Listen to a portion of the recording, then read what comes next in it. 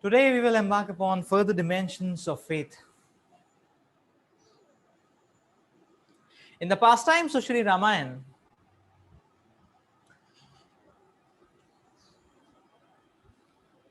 there was this situation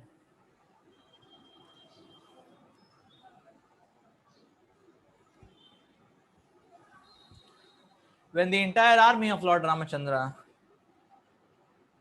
along with the Lord Ramachandra and Lord Lakshman, they had reached the ocean. And the objective was to go to Lanka.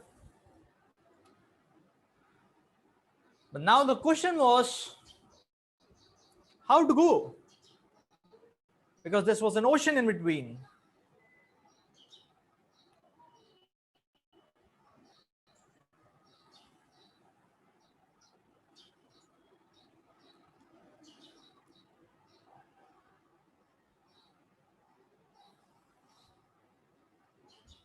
This was an ocean in between.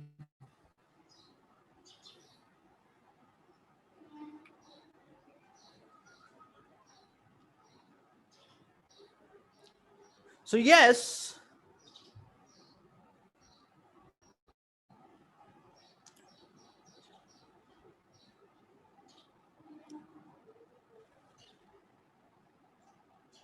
so Lord Ramachandra was meditating on the ocean bank, beckoning the ocean Lord to come.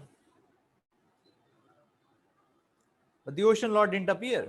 For 3 days, the Lord meditated.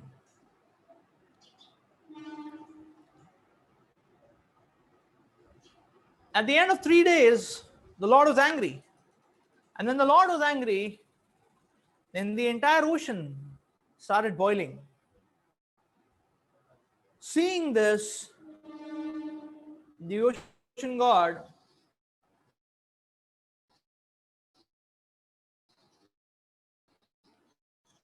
became very fearful.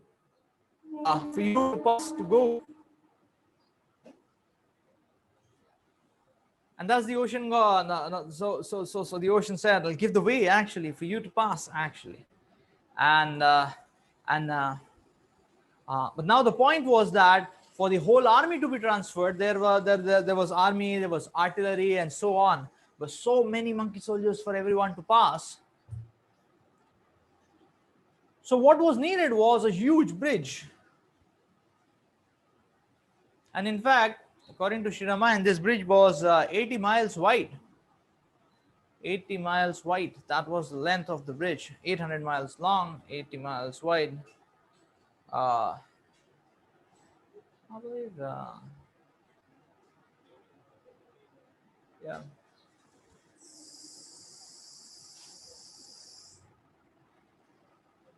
I believe it was 8 and 80. 8 miles wide, 80 miles long. Hey. Huge.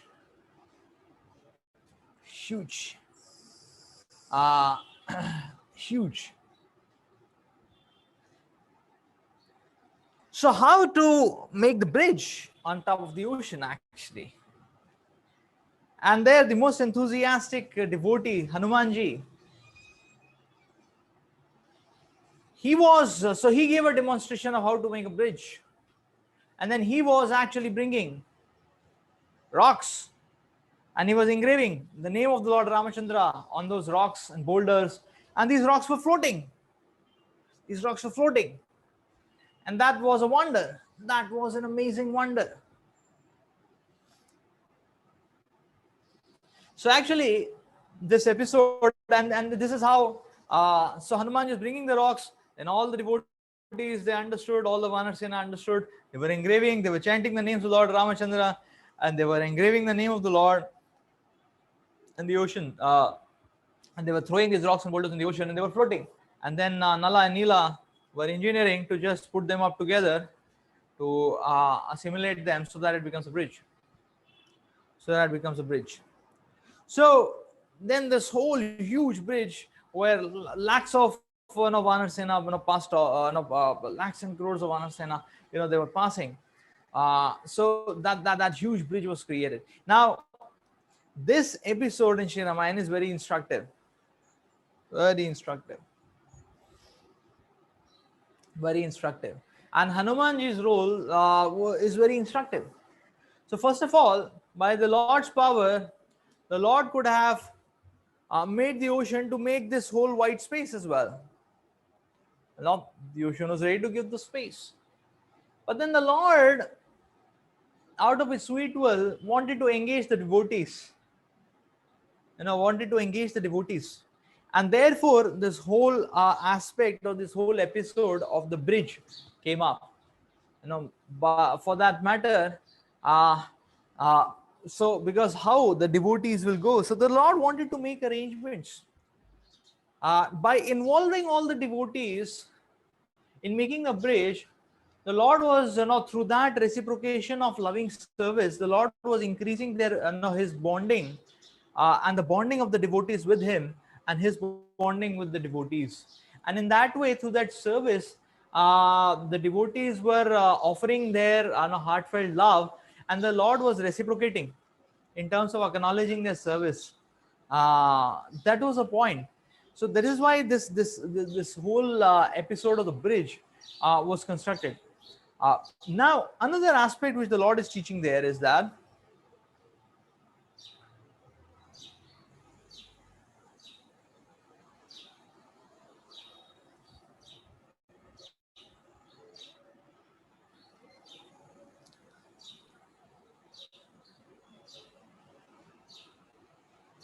is it audible?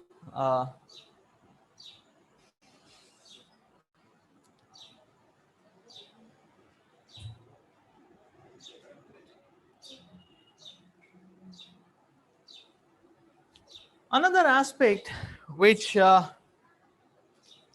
Lord is teaching is that if we want to interface the Supreme Lord, if we want to interface the transcendence, the access to the Lord is through the devotees of the Lord. It is the devotees who made that bridge, Uh, so if one wants to serve God, one wants to connect to God, the access to the devotees actually. The Lord wanted to show that.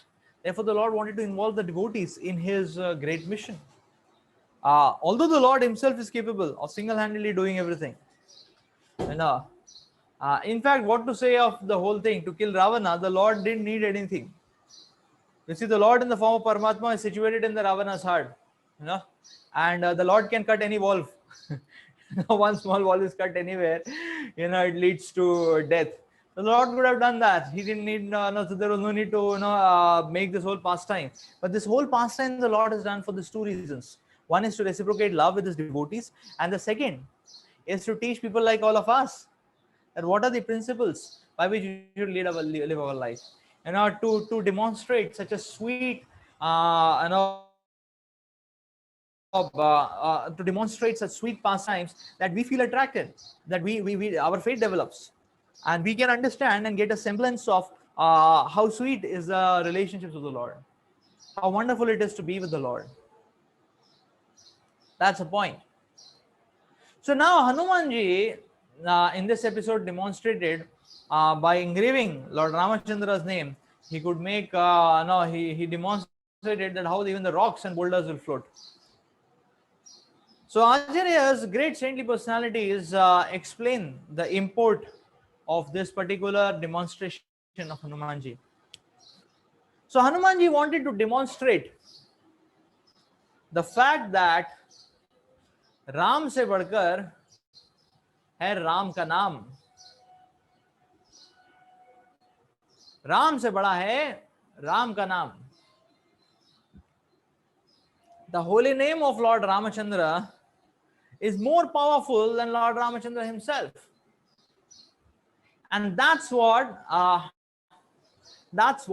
Hanumanji wanted to demonstrate, and that's what this whole episode of the bridge. This is the aspect which is demonstrated. So we see here Hanumanji having such powerful strength, and not just physical strength, but such powerful intelligence. And Hanumanji,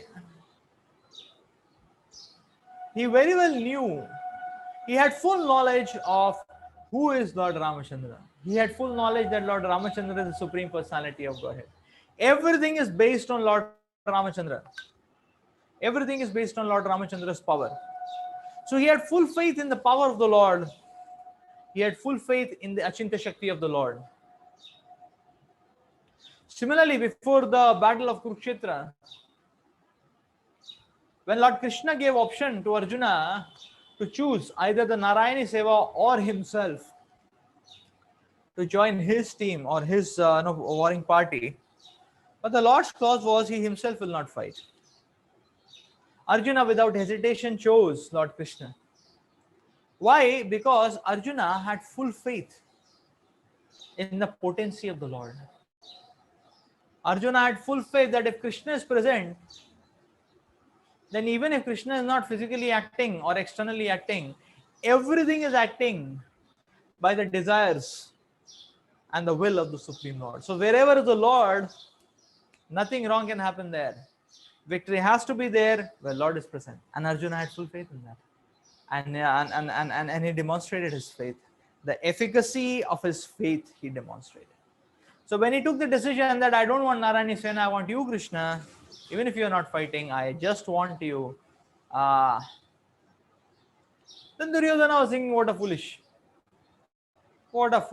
sentimental take. But Duryodhana was proved wrong. This is the power of faith in the Supreme Lord.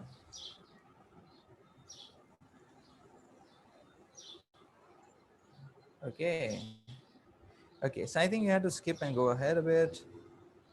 We have covered many of these aspects. Okay.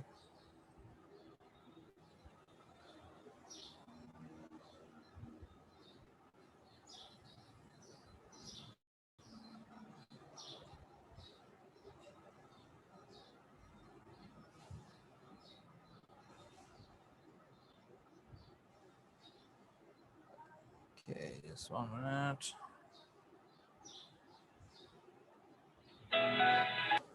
Okay, interesting. This is a different PPT. Just a minute.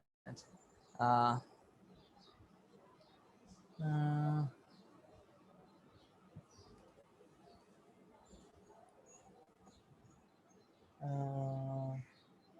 okay, just give me a minute. I'll put on the right PPT. Uh,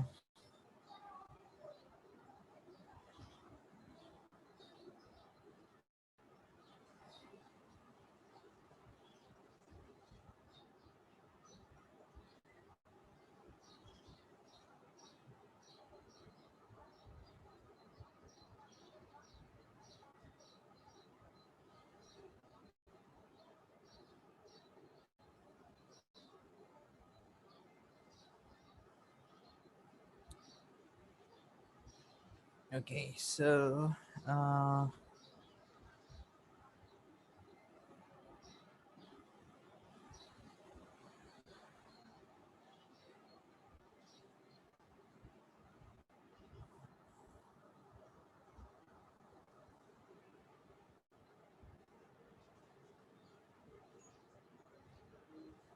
okay, we need to.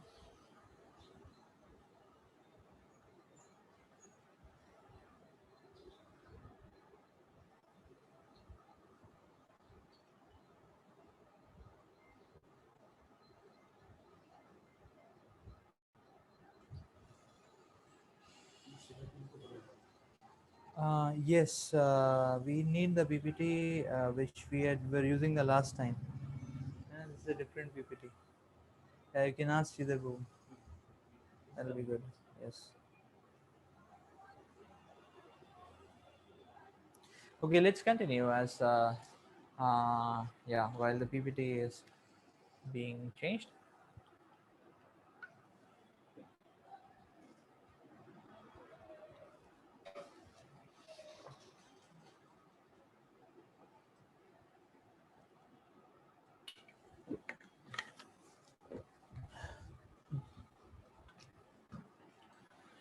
So the Supreme Lord is endowed with inconceivable potencies. Now we will see that the reality of this world is multi-layered. So given any yes, we need the PPT of the last time. Can faith be reasonable? Act 4, Act 5 we are covering today. Yeah. So multi-layered reality. So given any situation which happens in this world, there is, here the example is given of ocean.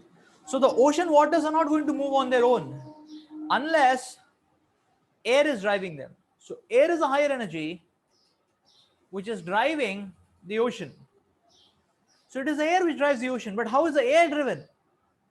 What is the cause behind that? Then you see, yes, so ocean is driven by the air. Another, the air may be driven by certain demigods, and those devatas are driven by the Supreme Lord, Krishna. God is the ultimate cause of everything. Ultimate cause of everything. So in everything there is an immediate cause, there is a remote cause, and there is the ultimate cause. Just like the example is given of a train. So given any bogie, no bogie will move on its own. A bogie moves because it is pulled by the previous bogie. That previous bogie becomes the immediate cause. But then there is a whole chain of bogies in between. So suppose the 10th bogie is moving because the 9th bogie is the immediate cause, but the 4th bogie, the 5th bogie are the remote causes. And the ultimate cause is the engine. It is the engine which is pulling all the bogies. So these levels of causes, the depths of so from the intermediate cause to the remote cause to the ultimate cause. This journey is actually the journey of deepening our knowledge, of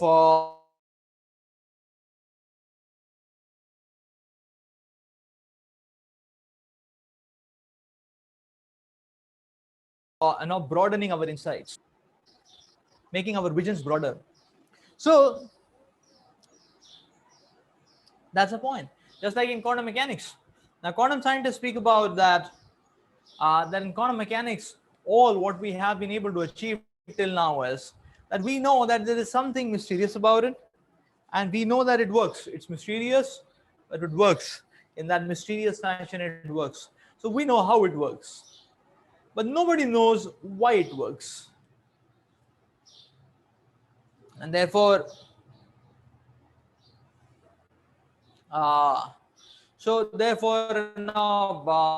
many quantum scientists like Nobel laureate Feynman, he says that actually the quantum mechanics, the science is more intelligent than the scientists, because scientists don't know why it's working. It works on its own. All we know is how it works.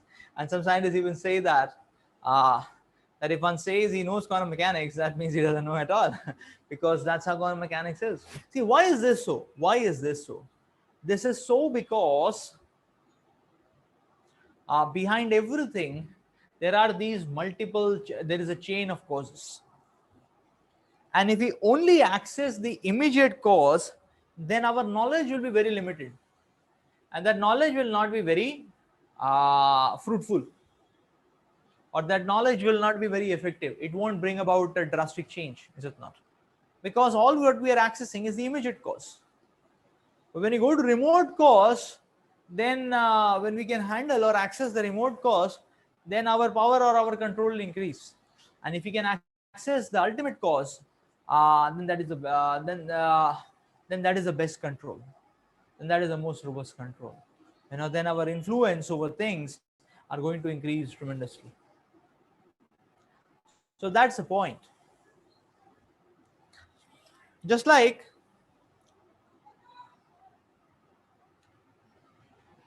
So you see, the whole problem of the materialistic society is that we simply hover around on the superficial plane, the immediate cause, and because of hovering around on the superficial plane, we see that the problems in our life don't get solved, and rather it gives more frustration. But the simple thing is that the problem is we are simply hovering on the superficial plane. That's the problem. Like, say for example, uh, how to study, how to get very good marks. Say for example, in one sense, how to get very good marks, how to get very good rank, how to study. In one sense, every IITian is an expert in that, is it not? Each and every IITian can give seminars after seminars of tips and tricks. How to crack it. When the exam is tough, how to crack it, how to prepare. What is called as diligence, what is called as focus and determination, and so on and so forth. Every IITian can speak about it. You know, because they have practiced it to some extent. They have practiced it to a good extent that way, uh, in the JEE preparation time. Now, the interesting scene comes here, that now JEE is but we see after coming to IIT, there are many IITians who score F grades, who have a 6 point, a 5.8, or a 5.9, who instead of 5 years they spend 6 years, 6.5 years, to complete their undergraduate, dual degree, and so on. So why is that so? So everybody knows tips and tricks, but why is that so? And actually, inside IIT exams are much more simpler than JEE exams. Then why is it so? The reason is, the reason is, just knowing the tip or the roadway how to do it is not all in all. Is not all in all. It may be required, but then there is a deeper layer, which is causal, which is deeper, which is remote cause. And what is that? That is the attitude. What attitude a person is having, what perspectives and attitude a person is having, uh, what motivation is having. So the motivation and attitude is an inner cause. The person has lost motivation and attitude and he is completely distracted. Then even though he may know how to perform, he will still not be able to perform.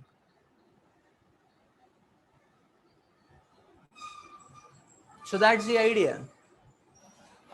Therefore,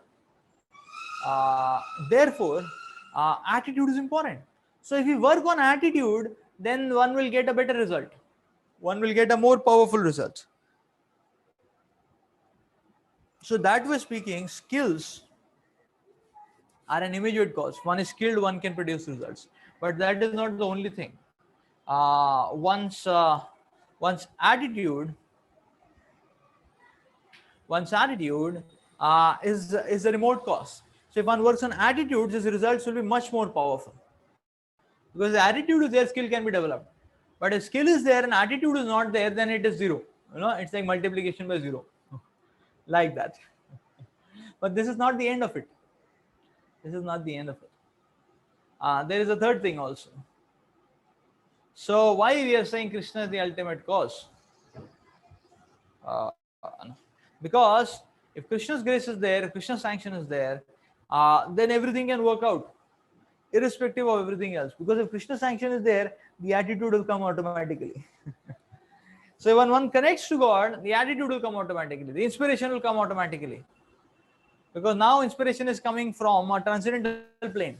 So it will not be buffered or filtered by the contaminations of the material conditionings. And now it will come in full swing. So that's the point. Like, say for example, many times people want to do good. People want to do good. But what will actually do good? If you see the immediate cause, what will actually do good is giving some physical facilities. Say for example, one social worker in Pune, what he did is that, so he started giving computer education to slum children. So he gave them powerful computer education.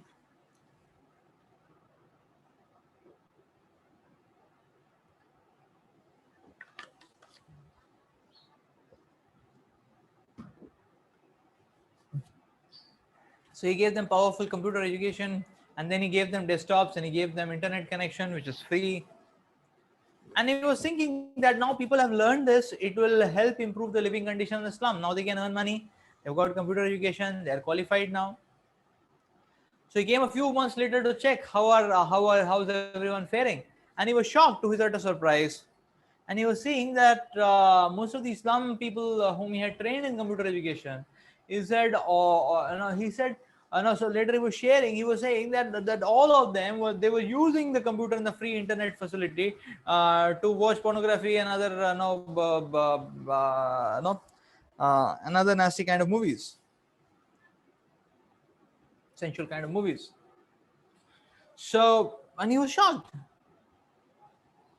So now the question comes is that he had a good intention. He wanted to do good. So what is doing good actually? He wanted to uplift uh, the quality of lives of people, but rather their qualities of lives became even more worse. So what was missing? What is the policy? The attitude of this social worker was very good. But what is the policy? The policy was in evaluating or limiting himself. The social worker just limited himself to the immediate cause.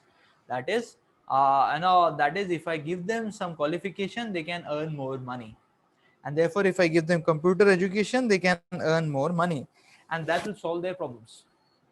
So that's what he thought of, because that's what immediately the immediate cause or the immediate the immediate connection dictates that. That's what it is. But that's not the end of it. So it ended up doing a minimal benefit because he was just focusing on the immediate cause. So what is the remote cause to this? And okay, people, if they have facility, people will become successful. Now, which type of people become successful? The next remote cause is the person should have a proper character. The person should have a proper character. The person should have some values and principles in life. So probably along with the computer education, if the social worker would have taught them value education also, that how to have a proper character, how to know the principles of sense control, the principles of a simple life.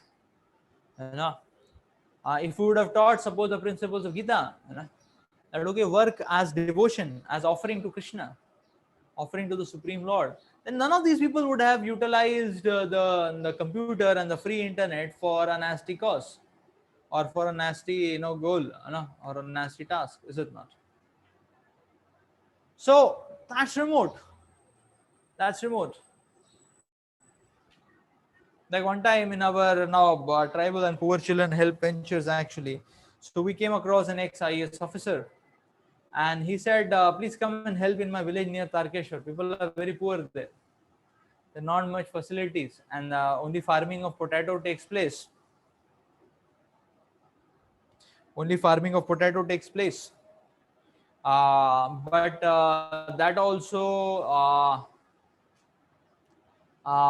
the farmers, the farmers are cheated and exploited."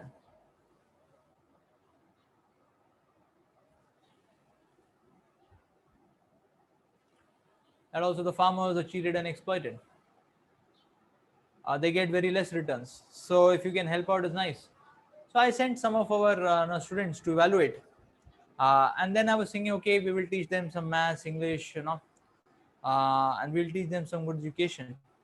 So he came to me. He said, no, first you preach to them, teach them Gita, teach them some good lessons. Then he was telling me that actually in their village, the government has opened a very big school. It even has labs of class 10th, 11th, 12th. and it's a 2-story, 3-story building. But he says many of the children, they don't go to school, but they sit outside the school in some no youth no youth no, they make some political formation group of youth group or something, and the whole day no some of them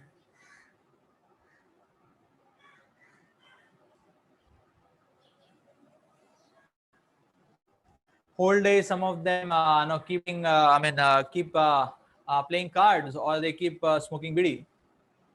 So he said first a change of heart is required. If the change of heart is there, then giving them material education will be beneficial. So that was a lesson for me because I was thinking of the other way. But then that was a great lesson for me that yes, first people need character and values. So in this way, we can understand that we need to go deeper. We need to see the remote cause. And now if you see the ultimate cause, all the remote causes are also set right in their place. That is, so if you connect to Krishna, then that is the best.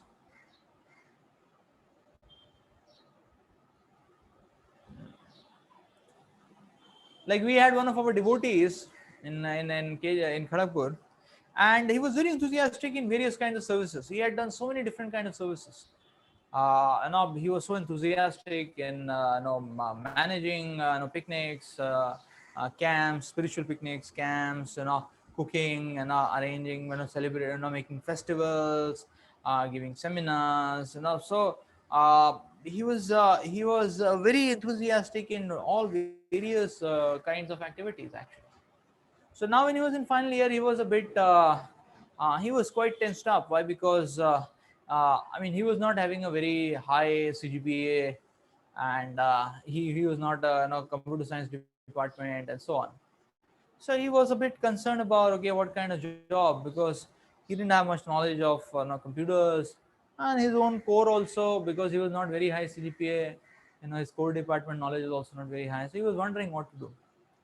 So then one no, in uh, so during the placement, one of his companies actually uh,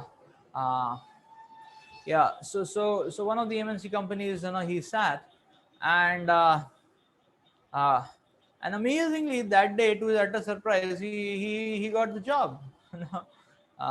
It was, I believe it was National Instruments actually. It's a good company, National Instruments. No, National Instruments was they took a couple of rounds of interview, and then they took him actually.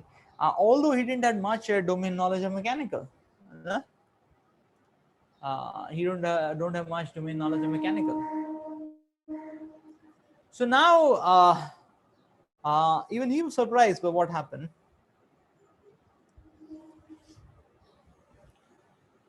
Even he was surprised by what happened. Uh,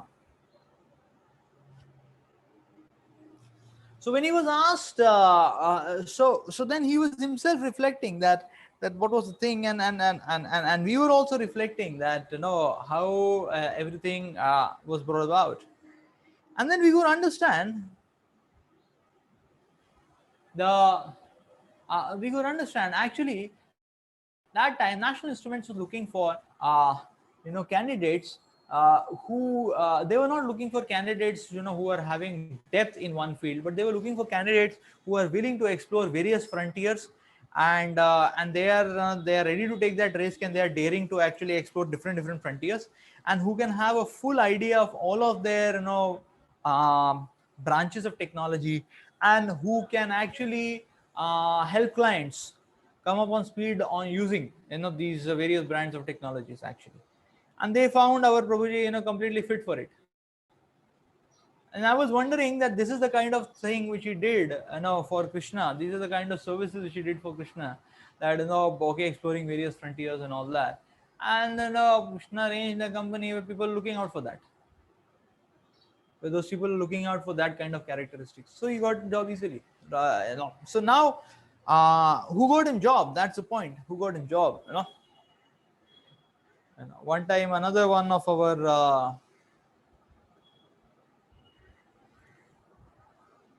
uh,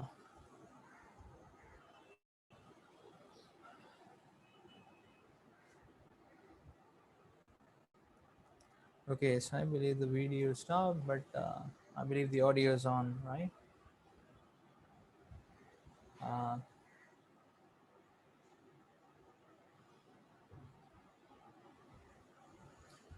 so one day, another one of our devotees, but he came after placement. He said, no, I had a 6 rounds interview and I finally got selected, and I cannot believe that I have got selected. I said, okay, Krishna's mercy. He said, yeah, it is only Krishna's mercy. Yes, nothing else it is. And then I asked him, okay, if you're bubbling so much now, but now you please explain to me how it is Krishna's mercy. So he started explaining. He said, no, I can explain you full. So he started explaining.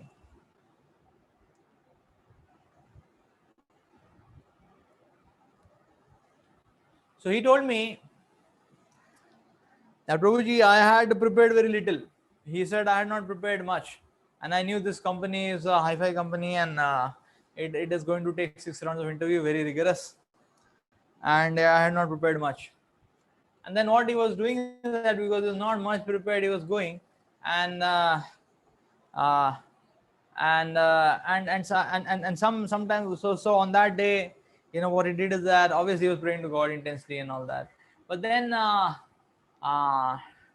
so one other thing which he was doing is that some of the people who were interviewed, he asked them what questions and all. So he prepared answers for that, but still he was not confident.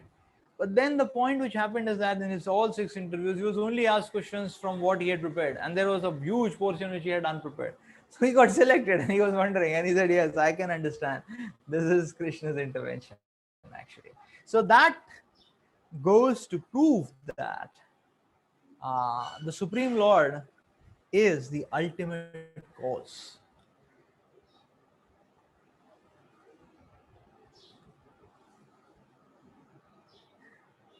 That goes to prove that Krishna is the ultimate cause. So, yes, we read this verse in the last class.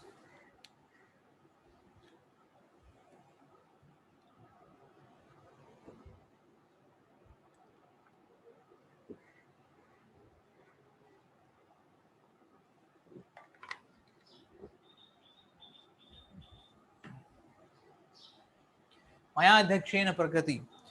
The Lord explains this in Bhagavad Gita.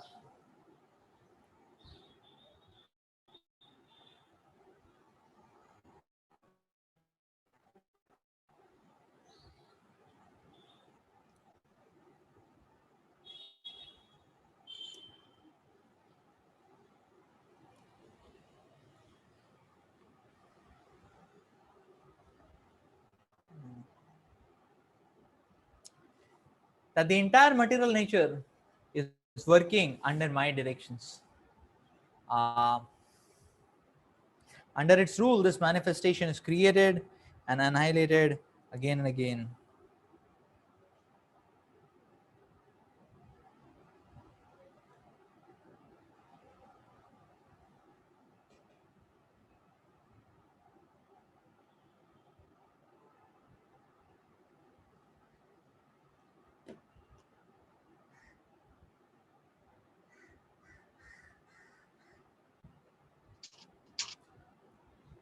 सर्वयोनिषु कौन्तेय मूर्तया सम्भवन्ति यः तासं ब्रह्म महद्योनिरहं बीज प्रतापितः. It should be understood that all species of life, O son of Kunti, are made possible by birth in this material nature, and that I am the seed-giving father. So if you connect to God, everything can happen.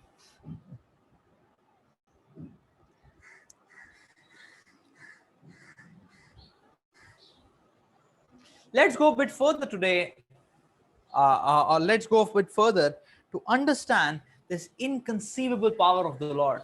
The Shastras describe this power, the Shastras glorify this power as inconceivable potency. Inconceivable potency of the Lord.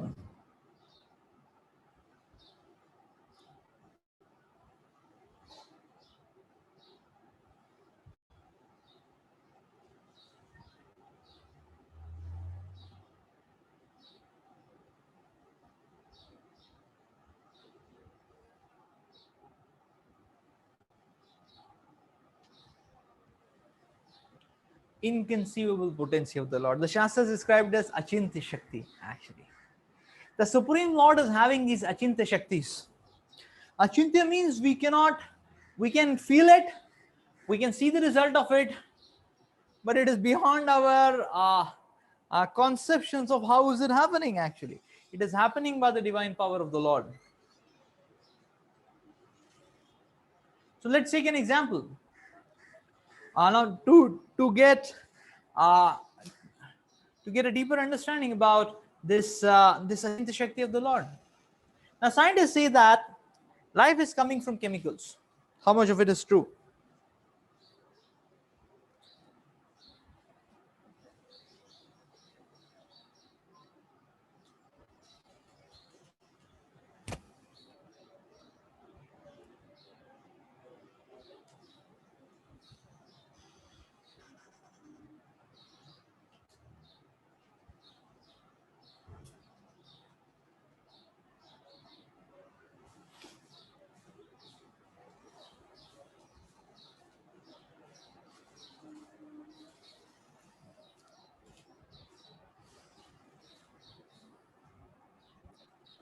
Okay. Uh, yeah, so the video streaming is back. Yeah. Scientists say that no, life is coming from chemicals.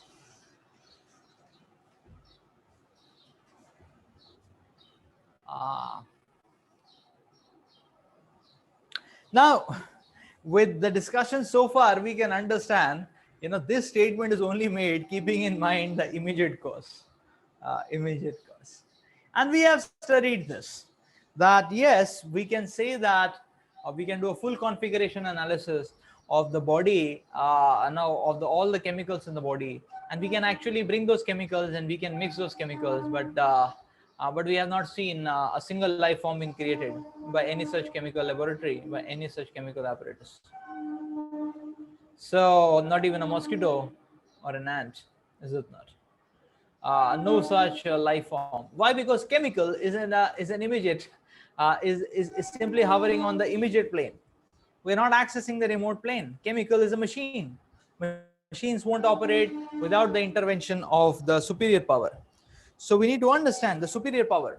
The soul is the superior power, and no, and the supermost power is God. So unless these two are understood, we won't understand the secrets of life. So, anyways,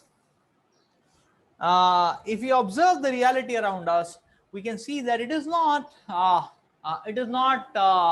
life which is coming from chemicals, but the reverse of it we can see.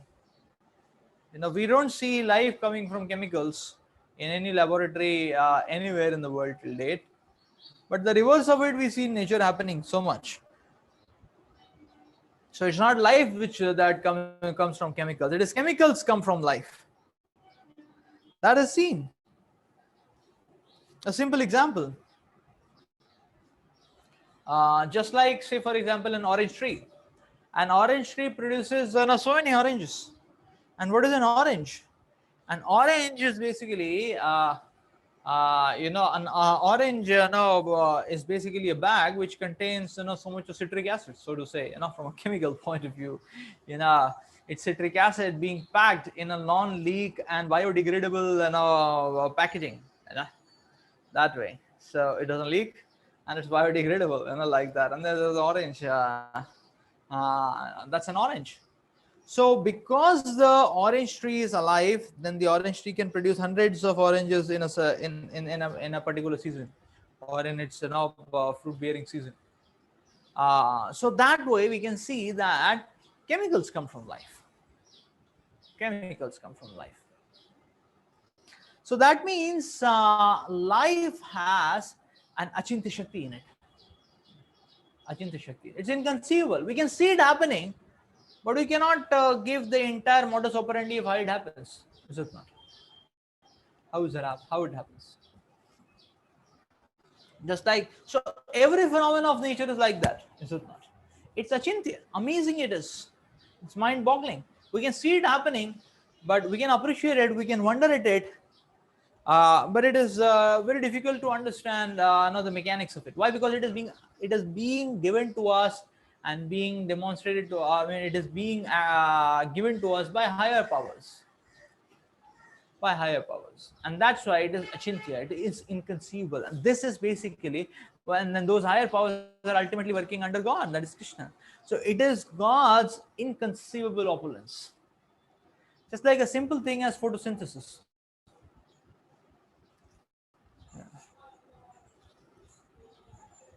Simple thing as photosynthesis. Uh, how carbon dioxide is converted into oxygen. This is the photosynthesis actually. So it's amazing. It's mind-boggling. Scientists have been trying to understand and mimic some parts of it here and there, bits and pieces of it, but the whole mechanism is unfathomable beyond any conceptions of no understanding. What to say of imitation?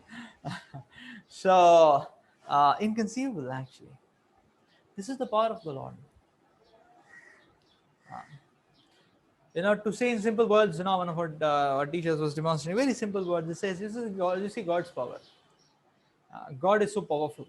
I know He can convert mud into mango. Is it not? In the form of mango tree, the God has created a mango tree which can convert mud into mango. That is Lord's Achinta Shakti. It's inconceivable power. Now, if you want to do a project of converting mud into mango, it is a mind-boggling. It won't infeasible project. you know, God can make it happen. Is it not? Now, why? Because the Lord's inconceivable powers are huge. Now, say for example, we perspire, then there are chemicals which come out of our body, so in the form of sweat, but that's some little bit of chemicals. But when God perspires, God's perspiration is the ocean. The Shastras describe that ocean is the perspiration of God. So that huge and oceanic is the power of the Lord. That's how powerful it is. Inconceivable. Similarly, everything we see in nature is like that. Everything in we see in nature is like that. So we eat food, it is converted into semen. How food can be converted to semen? Inconceivable, amazing. We eat food, we get strength, we don't know how it is getting digested. Inconceivable, is it not? These are all inconceivable potencies of God actually, which is given to us. So what to say of God demonstrating extraordinary pastimes? The very layout of the nature, we can see this inconceivable aspect. In our own life, we can see the stamp and the setting and the arrangements of God, and we can see inconceivability. How our nails grow, we don't know. They grow, inconceivable. That's amazingly inconceivable.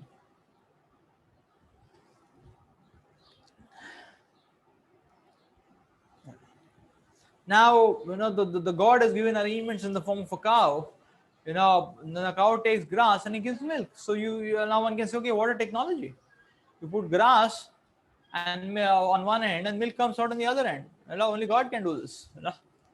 So one time some scientists wanted to imitate, and they advertised a lot that the grass you put on one end and the milk will come out actually on the other end. But when the demonstration finally happened, that then on the grass was fed, but on the other side there was no milk, there was only green water which came out. so, so the point is, it's God's inconceivable potency, achintya shakti, and in this way we can see how powerful God is, how much God has made arrangements to take care of us, and what is His supreme power.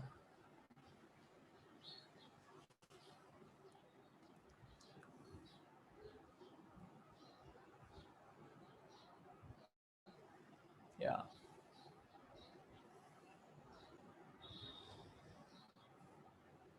yeah. So it says, okay, because our body is sweating, that shows that life is the cause of chemical, yeah? Not the other way around. Yeah. Yes. So the Lord, from His perspiration, He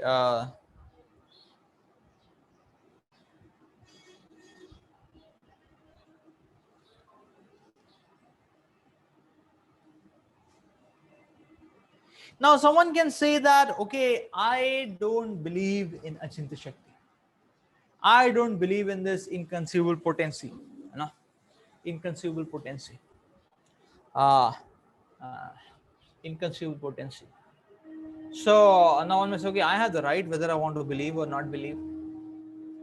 So now, if we try to now how to answer that, or is that kind of thought process intelligent, intelligent or reasonable?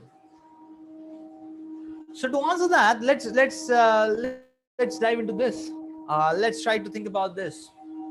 That we will see that in if we look around all the workings of our in our life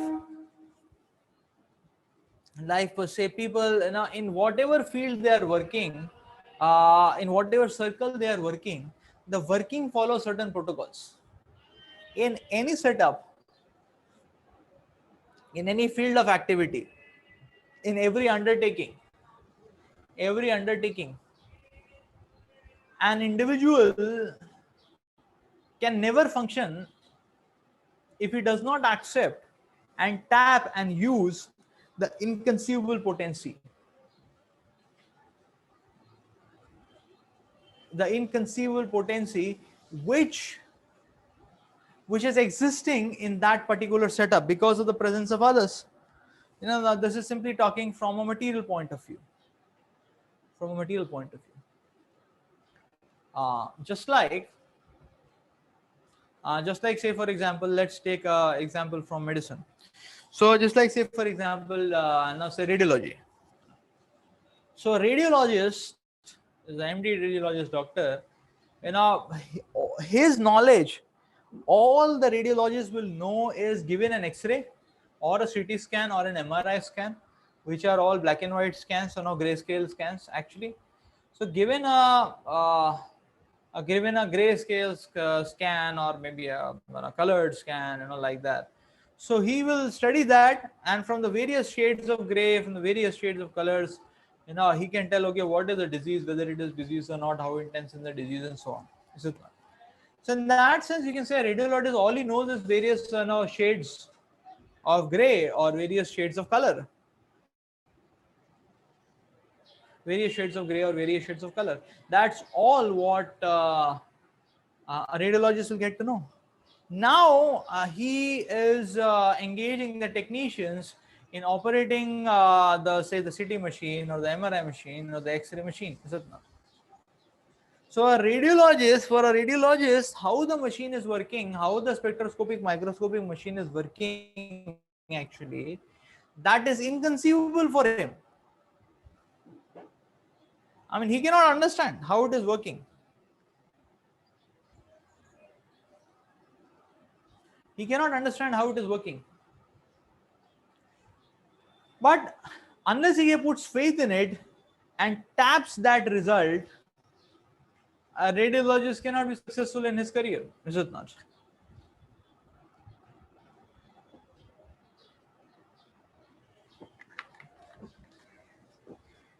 Now that machine is being manufactured by physicians and engineers, they're designed by physicians and engineers.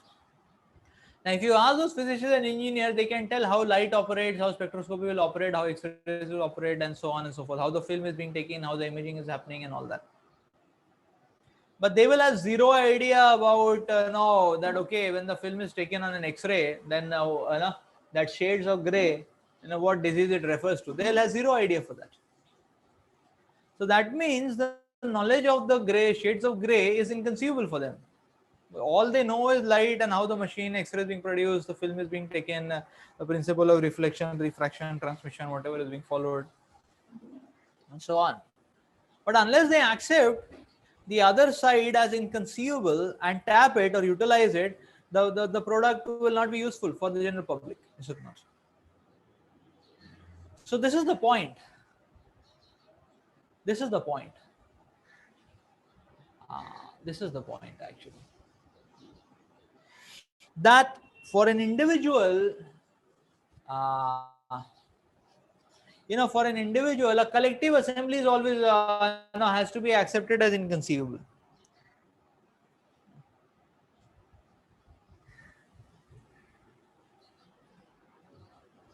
For an individual, a collective assembly is always to be accepted as inconceivable. For a collective assembly, tradition is inconceivable. And for humanity at large, God is inconceivable. God is inconceivable.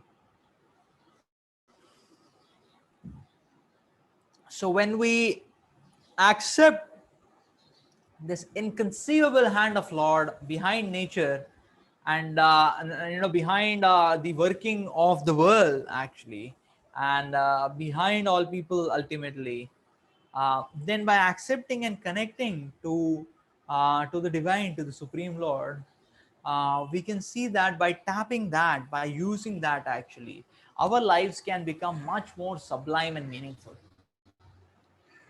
Now our moves will become much more constructive, sure and effective. And that is the art of smart living. That is exactly the art of smart living, tapping the inconceivable potency of the Lord, and connecting to the inconceivable potency of the Lord, and channelizing it into our life situations,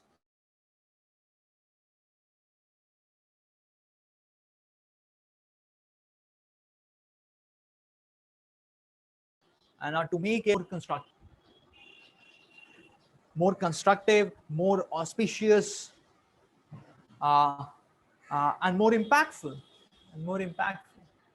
Uh, and in fact, now and in fact, therefore, now the Shastras describe this aspect. The Shastras describe that therefore a devotee of the Lord, a genuine and sincere devotee of the Lord, he makes the best of his life in this life, in the material world, and after the end of this life he awakens his transcendental personality, he awakens his spiritual personality, and then that and that ensures eternal happiness for him, you know in a spiritual connection in the spiritual world. So, but even in this life, the devotee now gets the best because he knows the art of living. He knows how to tap. He has faith in the inconceivable potency of the Lord, and he knows how to tap it and utilize it in life situations to make it more auspicious and powerful, meaningful, and auspicious. And therefore, the scriptures are talking about. In Srimad Bhagavatam speaks about this so amazingly. It says that Srimad Bhagavatam describes that material well-being always follows spiritual well-being. Spiritual well-being, and that will happen when we accept and when we tap and connect to this inconceivable potency of the Lord, this achintya shakti of the Lord. That is the art of living. That is the art of winning, of living. That is the art of churning out meaning and auspiciousness in our lives. So we'll stop here. Thank you very much.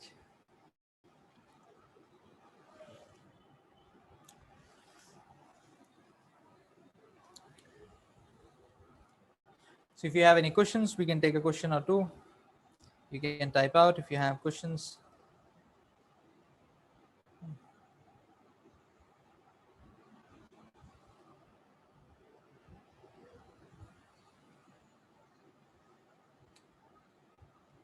To summarize in today's session, we discussed about an uh, inferior energy, superior energy. So if we only keep ourselves hovering around on in the inferior energy, not much will happen. But if we tap the superior energy, then we can bring about a good amount of change. So in that context, we were saying that there is an immediate cause to everything. There's a remote cause. The ultimate cause is God. So now the problem in people's lives is because people only see and limit themselves to the immediate cause. and therefore the change which they can bring about is very minimal because they're limiting themselves to the immediate cause. Just like we saw, skills are an immediate cause, but attitude is the remote cause, and God is the ultimate cause. Krishna is the ultimate cause. Therefore, if we connect to God, we become devotees of God, we connect to God, then actually we are connecting to the ultimate cause. And everything what so then everything in our lives takes an auspicious turn by the grace of the Lord. Then we were talking about the aspect that the Lord is very powerful. So he works through his inconceivable potencies. And that is being described as Achinta Shakti. There is Achinta Shakti everywhere. We can see it in nature. We can see how mud is converted into mango. We saw example of grass converted to milk, food converted to semen, and how the food is getting digested. So there are this so many ways in which we can see the inconceivable. There is inconceivability in our own body as well. But all these inconceivability speaks about the supreme inconceivability of the Lord, which who has arranged all these mechanisms and setups and arrangements.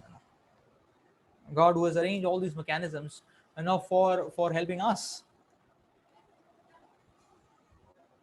That's the inconceivable potency of the Lord.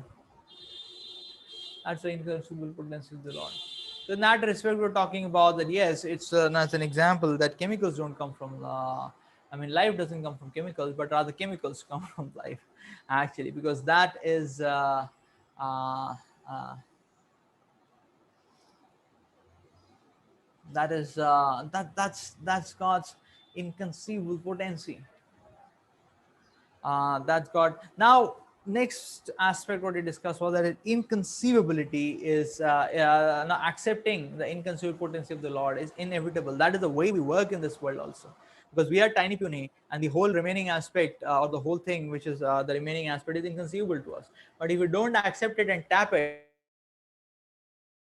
then our contribution, our solution, nothing about results. So rather tapping this inconceivable potency of the God and converting the situations of our life into auspicious, into more and more auspicious and meaningful ones. That is the art of living. That is the art of yoga. That is the winning strategy for life. We'll stop here. Thank you very much. Hare Krishna.